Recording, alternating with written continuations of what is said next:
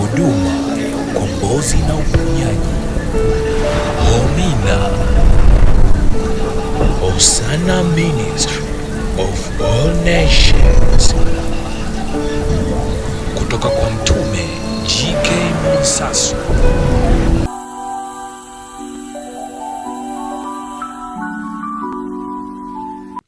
Mungu anajitambulisha katika hili tunda linaloitwa upendo. Kwa hiyo tujue na tufahamu kwamba upendo ni maisha na maisha ni upendo. Lakini huyu ndiye Mungu mwenyewe. Tujitahidi sana kukaa naye ndani ya mioyo ya kwetu. Moyoni mwako ni chumba cha ibada. Kama moyo wako ni chumba cha ibada, tambua kwamba ni nafasi ya Roho Mtakatifu kukaa ndani ya moyo wako. Lakini Roho Mtakatifu anakaa palipo patakatifu. Kwa wajibu mojawapo wa kwetu sisi ni kutengeneza utakatifu ndani ya mioyo yetu. Tukiweza kuenenda kwenye kanuni hiyo na huo mfumo thabiti, lazima Mungu atajidhihirisha katikati yetu. Kristo amerejea. Tumepewa nafasi ya kutawala na kumiliki miaka 1000. Lakini miaka 1000 ya urejeo ni kwamba Yesu ambaye ni Kristo ameachilia ufahamu. Kwa hiyo kama Yesu ambaye ni Kristo ameachilia ufahamu ndani ya ukoo mpya wa Mwansasu, hatutaki kuona watu wakitenda dhambi. Mpende Bwana Mungu wako kwa moyo wako wote na kwa roho yako yote na kwa akili zako zote. Mpende Mungu wako. Ukimpenda Bwana Mungu wako utajifunza.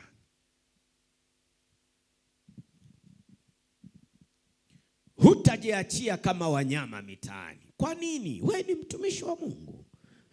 Umepewa dhamana kwa ajili ya kazi ya Mungu. Ukitambua wajibu wako kwa ajili ya kazi ya Mungu, utaona neema kwenye familia yako. Neno la Mungu linasema, akamwambia mpende Bwana Mungu wako kwa moyo wako wote, kwa moyo wako wote, kwa moyo wako wote, na kwa roho yako yote, na kwa akili zako zote, na kwa nguvu zote. Kuna gharama kumtumikia Mungu. Kuna gharama, watu wa Mungu. Mnasikia watu wa Mungu? Kumtumikia Mungu kuna gharama. Kuna mambo ya dunia lazima tuyakwepe kwa sababu tunamtumikia Mungu. Ndio maana mimi hutakuja kuniona mitaani, ni kwa sababu natumika Bwana. Nikisema mimi niwe wa ovyo mitaani, hata wewe mapokeo utakaoishi nayo mtaani utachekwa kwamba hivi pale ndipo wekeza imani kwa mwenye yule. Kwa hiyo watu wa Mungu, mtu wa Mungu kwa ajili ya kufanya kazi yake Mungu kuna gharama. Kwa sky na usiokaa unafurahia tu saizi umekuwa Mlawi. Kuna gharama, ujichunge. barua.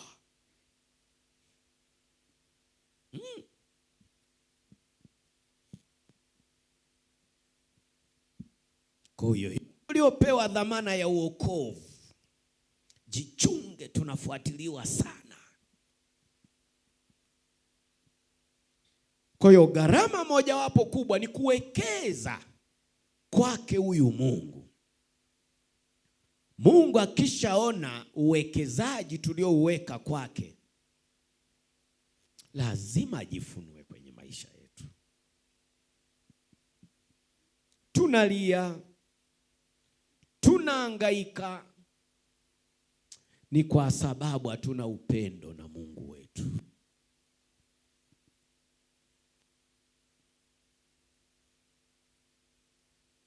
Tafuteni kwanza ufalme wa kwake Mungu, na mengine yote mtazidishiwa. Anajua.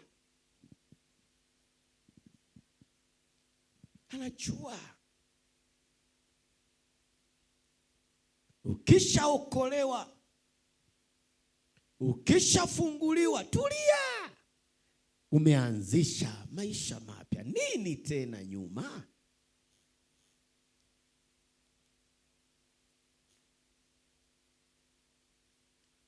Nini tena? Lakini roho anaugua. Kanisa hawana utayari wa kubadilika kitabia.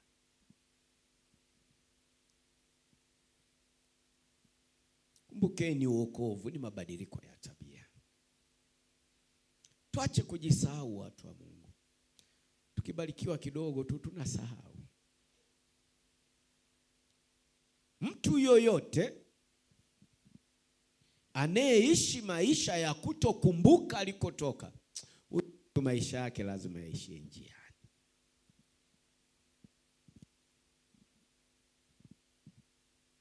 Neno la Mungu linasema, akamwambia, mpende Bwana Mungu wako kwa moyo wako wote na kwa roho zako zote. Hacha kugawa.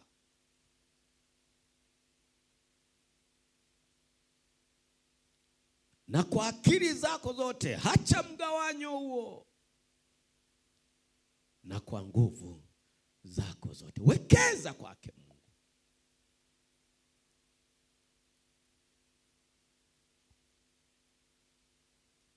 Yeye ni pendo, mwanzilishi wa upendo.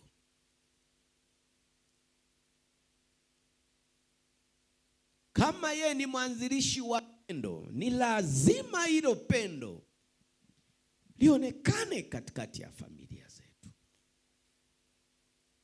Watu wa Mungu, wokovu ni mabadiliko ya tabia. Usipokubali kubadilika tabia, usitegemee hasa huyu Mungu wa mwanzazo, usitegemee. Utachelewa sana, lakini uzuri wa huyu Mungu, yeye yupo tu, atakusubiri. Anakusubiri.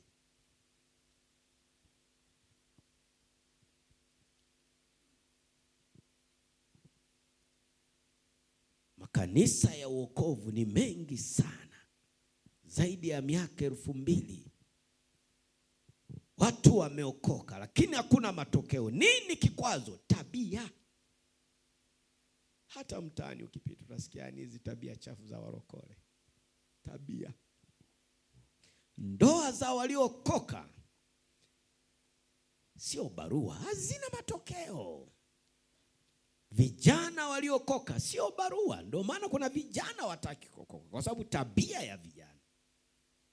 Mabinti, wasichana.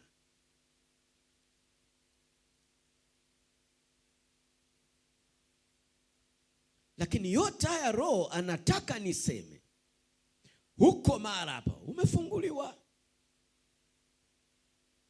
umekombolewa, umeponywa. Kwa nini unarudi nyuma?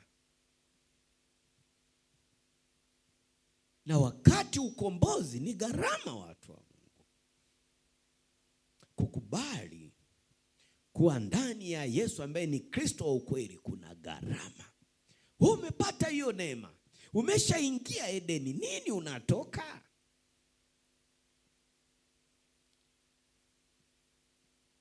Tabia.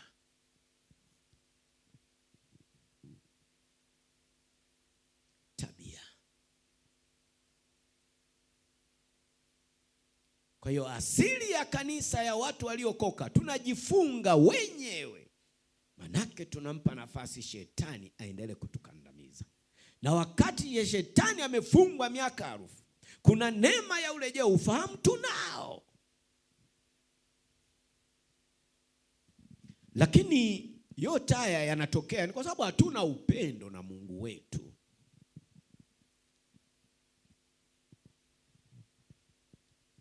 Kitaka Mungu awe na faida kwako, hebu mwachilie, mpende kwanza yeye. Wekeza. Anajua huyo ni mkeo, anajua huyo ni mmeo, anajua huyo ni nani. Yeye Mungu anajua. Kwa nini tuko chini ya jua?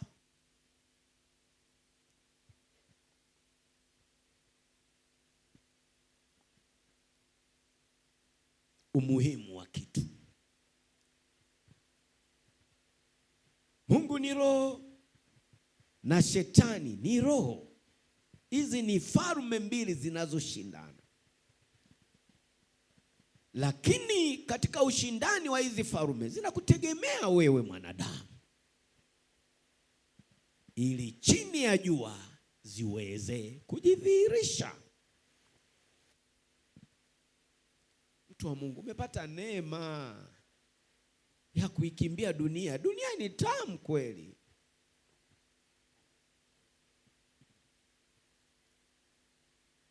Tunaacha vitu vingi vya kidunia, ni kweli kweli, lakini ndani yake kuna neema.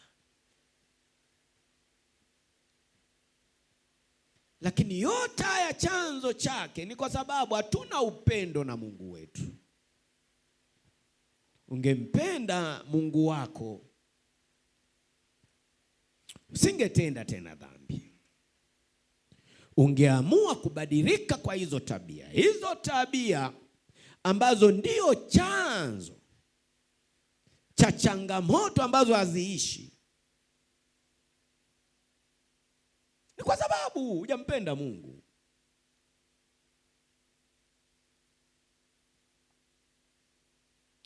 Ujumbe unasema kurudia matatizo, kurudia matatizo. Naumia sana mimi. Kila siku tunaombea waabudu harisi hapa miaka 3.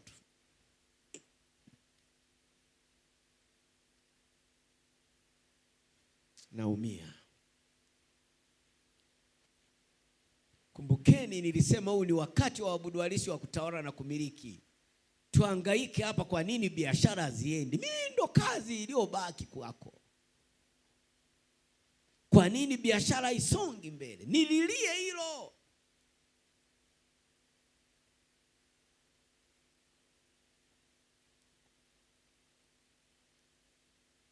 Mtume, mbona mipango yangu kia nikipanga ye? Tuumize fahamu zetu na kanuni zetu kwa njia hiyo. Mungu atasema tu. Kama shida iko kwako, Mungu ataniambia tu mimi. Ataniambia. Unaweza ukakuta Mungu alishakubariki, amefungua malango, lakini huna ibada za sadaka kwa Mungu. Wako watu hapa. Yaani mtu eti kafunguliwa na Mungu vizuri, kipato anacho, atoi sadaka. Fungu la 10 atoi. Kuhubiri injili nyuko hapa. Halafu unalia, unataka mipango yako ya kiuchumi isonge mbele. Hapana. Kama unatekeleza yote haya, tulie pamoja.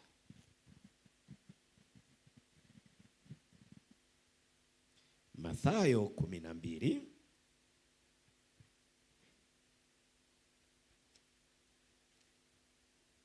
Mathayo 12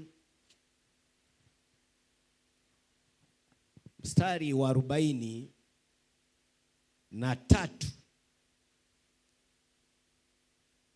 Umepaona?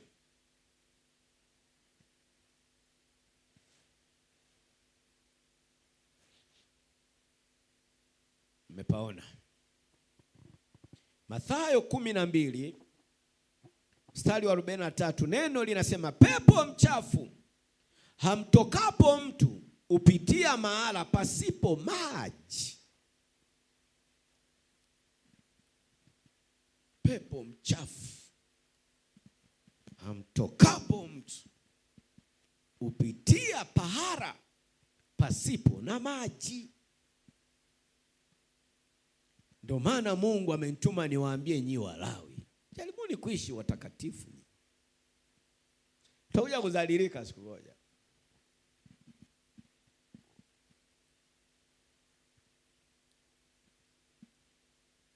Haya mapepo mnaoyaona haya, msione kwa nini makanisa mengine hawashughuliki nayo. Yanakuumbua haya, yanakudhalilisha, msiaone hivi. Wakati tunaanza hii huduma alikuwepo Mlawi mmoja, nilikuwa anasema sana mabadiliko ya tabia, hakuwa hatari. Akawepo na mwana praise mwingine, naye nilikuwa anasema sana tabia, akawa hatari.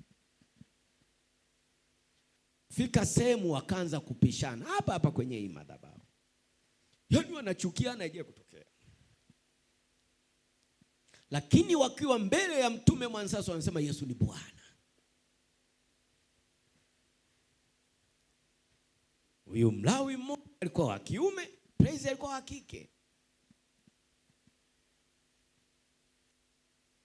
Lakini siku moja ikawepo ibada hapa. Yule pepo mchafu akainuka, yule Mlawi wa kiume aweze kuhudumia. Nasikia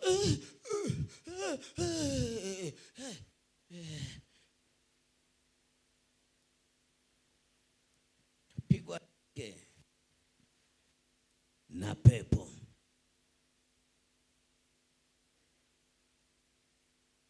So nakaona kasala kana mwili mdogo. Huyo pepo akiwa ndani ya sala, wewe uweze kumshika. Simama hapo. Sio nakaona kasala karibu. Na ile jamaa si unaona? Lakini yaka kanaweza kakaingiwa na pepo. Hili jamaa ni Lawi linataka amshike huyu ili yule pepo tumuondoe. Lakini hilo njemba linaweza kupigwa teke likadondokea nje. Kwa sababu ya nini? Hili njemba linakuwa sio takatifu. Kwa hiyo tunapokuwa tunafanya kazi ya Mungu, tujitahidi sana kuwa watakatifu. Kama malaika wa Mungu naye muomba kwa Mungu amwachilie, yuko kama hili jengo malaika mmoja. Je, malaika muovu anayetumika kwa shetani ndio kapambane naye wewe? Rudi weka. Kwa yule jamaa alipata matatizo sana hapa mbele ya hii madhabahu. Lakini yote ninachotaka kusema, mabadiliko ya tabia. Tunafanya kazi ya Mungu, tuachane na kwenye madhabahu. Hata maisha yetu ili maombi yetu yaweze kujibiwa, hitaji utakatifu wetu. Pepo mchafu amtokapo mtu upitia pahala maji. Ni kwa Mwakamera ni mfano, ni mchafu, ni Walawi ni wachafu. Sikilizeni sana nyinyi Walawi, mnafanya kazi ya Mungu. Kuna mapepo yanasumbua bwana kwa sababu nyinyi ni wachafu. Sasa hii ni hatari. Pepo mchafu amtokapo mtu upita mahala pasipo na nini? Na maji. Mahala ambapo hayupo Roho Mtakatifu. Ndio maana yake mwanangu. Maji yanabeba nafasi ya Roho Mtakatifu. Maana yake mahala pasipo patakatifu, panavotoka mara hapa na uwezo wa kwako. Kuna wengi hapa unaweza kukuta matatizo hayaishi kwa sababu ya tabia yako. Kuna mapepo tunayaondoa hapo, kumbe yameingia kwako wewe. Lakini neno la msingi katika ujumbe, pasipo maji. Pasipo maji maana yake pachafu. Pasipo na Roho Mtakatifu. Roho Mtakatifu kwa ibada zetu anabeba nafasi ya maji. Jitathmini hapo ulipo. Jitathmini. Lakini tukikaa watakatifu wote mara hapa, haya mapepo yani hayatatusumbua. Hayatatusumbua. Simeona ndugu zangu hao waliokuja leo, ingawa ni siku nyingi sana wajaji. Changamoto ni wao wenyewe, mume na mke. Mama nene. Baba anaweka machungu rohoni. Kuna siku uchafu ukizidi, baba ana uwezo wa kuchukua panga ukacharangwa, ingawa mmeokoka.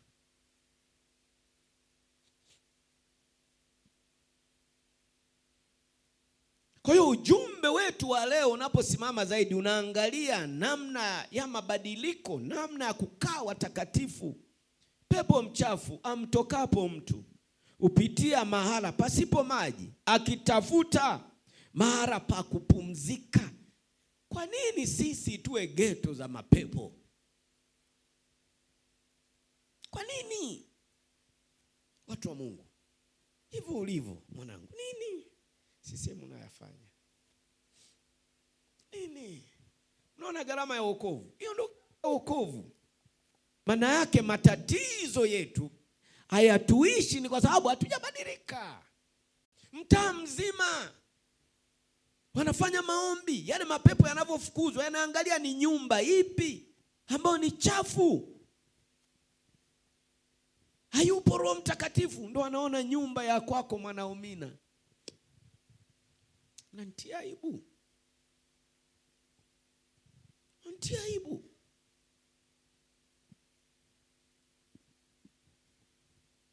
Wokovu ni mabadiliko ya tabia. Pepo mchafu amtokapo mtu upita mahala pasipo maji, akitafuta mahala pa kupumzika asipate pa kupumzika. Kwa hiyo sisi wote mara hapa tukitembea katika kanuni na maelekezo ya mtume, tukawa watakatifu, haya mapepo hayatarudi hapa.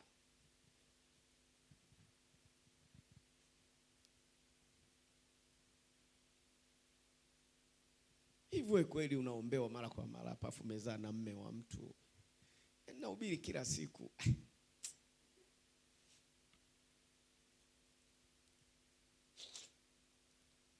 Ni hatari sana.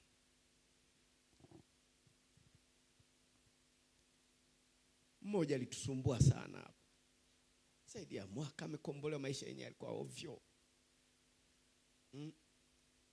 Na akija hapa kiasi kwa anadondoka. Anabeba ujauzito, kuja kusikia ujauzito wa mwanamke mwenzi, na unatoka kwenye wokovu. Watu wa Mungu, kina mama, amnipi neema mtume wenu. Nafundisha sana, nahubiri sana.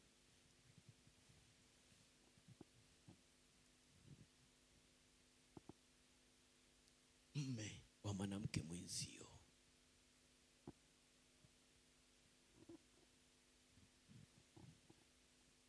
Pepo wachafu lazima kila siku wawe kwako.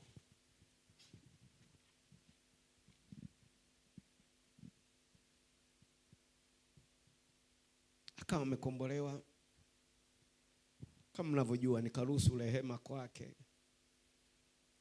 Niliporuhusu rehema, nikaenda nikaombea na biashara yake. Maisha ni mazuri, kusali hataki. Ni juzi sui jana, nakuja mimi hivi, yuko mbele anageukia hivi.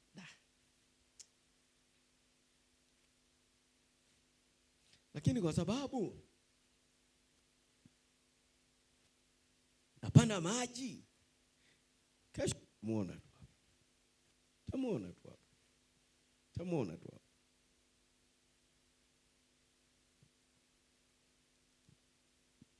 Neema tuliopewa ya hii madhabahu imebeba package moja kubwa sana ya kila idara na kila sekta. Lakini shida ni mahara. Watu wa Mungu, wokovu ni mabadiliko ya tabia. Tubebe upendo, unyenyekevu na uvumilivu. Neno la Mungu linasema, akamwambia, mpende Bwana Mungu wako kwa moyo wako wote na kwa roho yako yote na kwa akili zako zote na kwa nguvu zako zote. Tujitoe. Tukionyesha upendo kwa Mungu wetu, utakuwa ni ulinzi. Peke yetu hatuwezi chini ya jua. Hatuwezi. Kuna watu wako hapa wana ndoa, wanasali hapa, lakini ukifuatilia nyumba zao, shughuli, mko hapa. Ndoa haina amani. Mke akiambiwa ili mume anawaeleweki. Lakini Alhamisi, Jumapili yuko homina kufanya nini?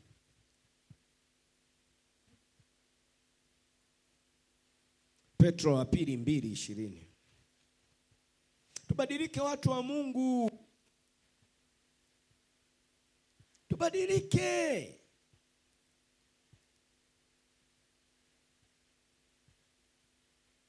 Pepo mchafu anapokimbilia pasipo na maji, manake pachafu, pasipo na utakatifu.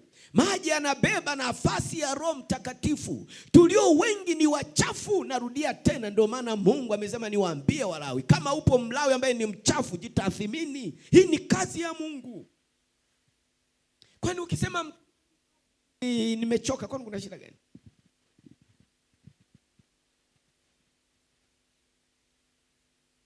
Hebu tuwe na hofu na kazi ya Mungu. Hivi mimi hapa na wahudumia mimi mchafu tu, hivi utakuwa ibada za wapi? Ishi gharama. Siende basiara. Gharama. Utumishi gharama. Gharama. Utumishi gharama. Utumishi gharama. Uokovu gharama.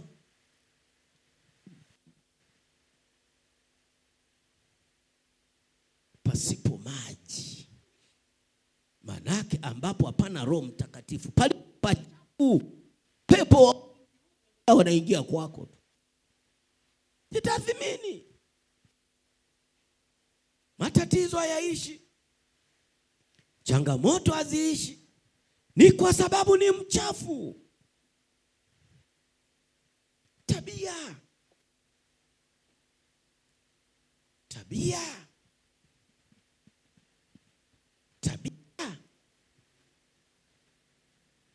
Amna, turudi pale kwenye Mathayo. Turudi kwenye Mathayo. Hatujamaliza. Huyu shetani mjeuri huyu.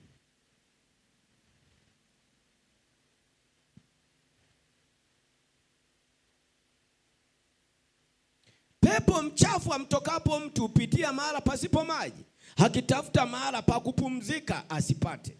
Halafu usema, nitarudi nyumbani kwangu nilikotoka. Hata akija haiona tupu imefugiwa na kupambwa, mara huenda akachukua pamoja naye pepo wengine 7 walio waovu kuliko yeye mwenyewe, na kuingia na kukaa humo. Na mtu yule hali yake ya mwisho huwa mbaya kuliko ya kwanza. Ndivyo itakavyokuwa kwa kizazi hiki hasa cha wanaomina.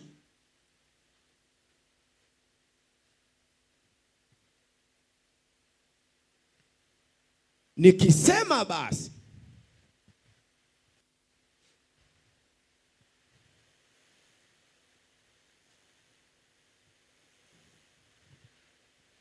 nimekuokana miaka mingi, nimetumia gharama kubwa sana uwepo wako.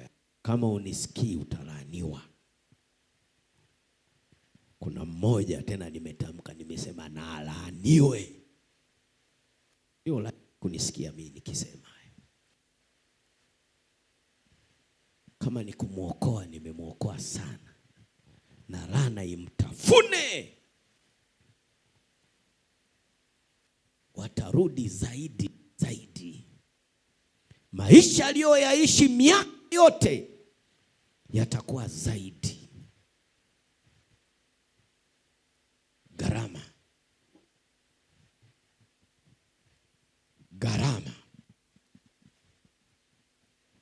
gharama,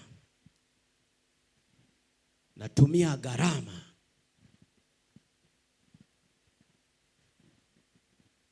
Juzi usiku nilikuwa nafanya maombi, sielewi mzigo ni wa wapi. Nimeomba masaa 3 naomba, mzigo hamna kitu. Mimi ni hoi masaa yote usiku.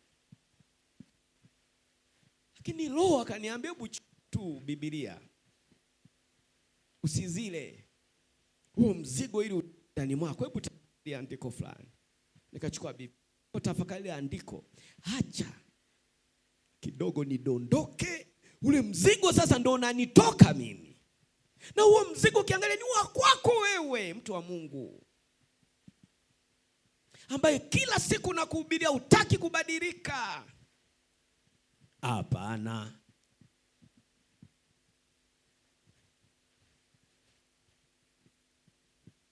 Hapana.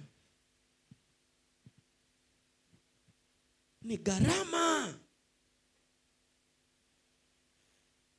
Gharama. Ni gharama. Kufanya kukufungua wewe kuna gharama, watu wa Mungu. Wewe unaweza ukajidharau ulivyo, lakini kuna watu wanakesha kwa ajili yako. Pona yako ni kuwa mtakatifu na kulia kila siku ili Mungu aseme nini.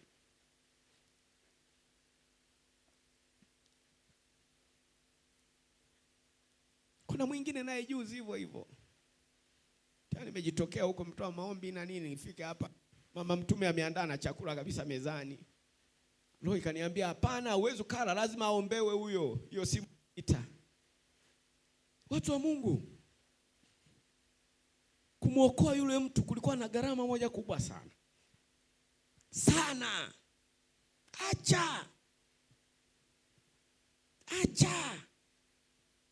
Nimemaliza kumuokoa yule mtu, kumuombe, nimeshindwa kula chakula. Sina nguvu, yani hamna kitu. Ufahamu umepotea. Baada ya saa 4 ndo naanza kutafuta chakula. Sasa hebu huo mzigo. Niambie huo mzigo. Niambie huo mzigo. Lakini nimejitoa. Lakini mngejua kama ninaotumia, wala msingerudi kufanya matatizo mengine. Na wala mngekuwa wanyenyekevu ili tumlilie sana nani? Mungu, ili tuweze kuvuka, watu wa Mungu.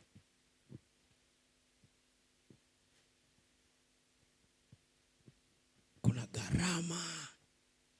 Watu wamepania kukuharibu. Watu wamepania kuharibu, kukutoa kabisa duniani. Wamechachamaa. Haiwezekani wewe watu huko Uarabuni wana visima vya mafuta, wewe Mlima Numbu huko. Eti tunakukomboa wewe Mlima Numbu. Eti uteze mafuta visima kulikisa wewe Mlima Numbu. Kijitambua wala kuna shida.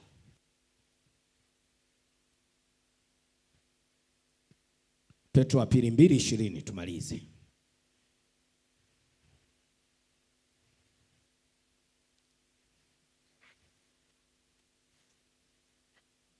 Petro wa pili 2:20.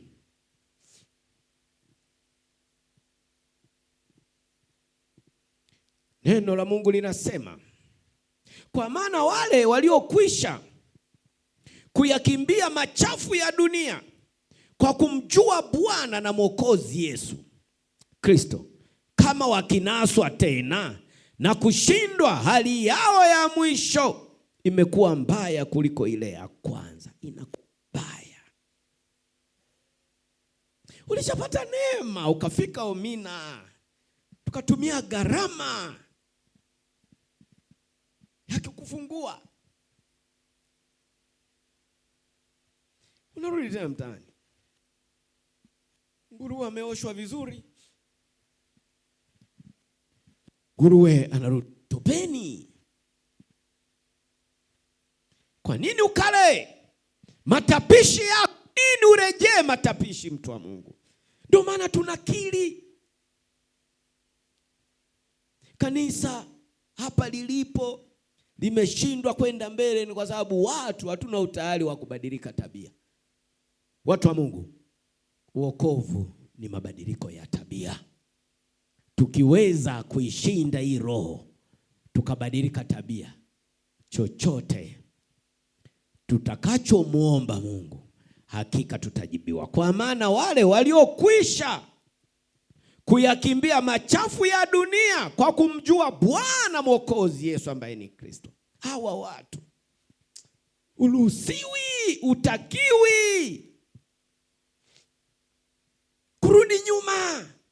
Ukirudi nyuma wewe ni uchafu, ni hasara. Au kwa sababu wanasema mimi na upendo, si unaona na wakumbatia na kuwakumbatia wao. Hapana. Ujumbe ulibeba unasema kurudia matatizo.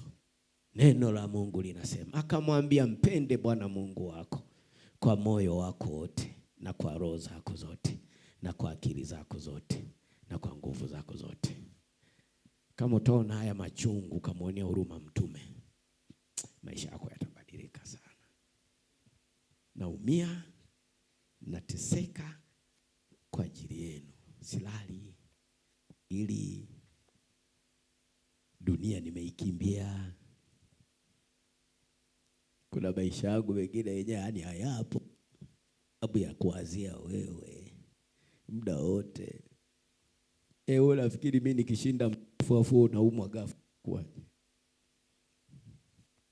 Unaumwa ghafla. Alafu mimi mchafu. Itakuwaje? Unaumwa ghafla. Alafu hiyo simu inakuja na kutana mimi mchafu. Unakuwa umekufa. Mimi kwa sababu ya upendo najitahidi sana kutengeneza maisha yangu ya gharama, niwe msafi kwa ajili yako. Mpende Bwana Mungu wako kwa moyo wako wote, kwa roho zako zote, kwa akili zako zote na kwa nguvu zako zote. Hii ndio amri iliyokuu iliyobeba neno upendo. Upendo uvumilia, takabali ya uhesabu mabaya. Lakini leo nimehesabu mabaya, huyo akalaaniwe moja kwa moja. Unashangaa wewe, unashangaa leo ya huyo yakamtokee, unasikia yakawe kama ni kumhangaikia, nimemhangaikia sana. Umeelewa? Kama ni pepo atarudi zaidi ya 5,000 kwake. Kwa sababu ya nini? Imekuwa tunda la Roho. Tunda la Roho. Upendo ni maisha watu wa Mungu. Na maisha ni upendo. Mwambie jirani yako shika neno. Mwambie tena. Mwambie ukalitendee kazi. Mwambie tena. Amina watu wa Mungu.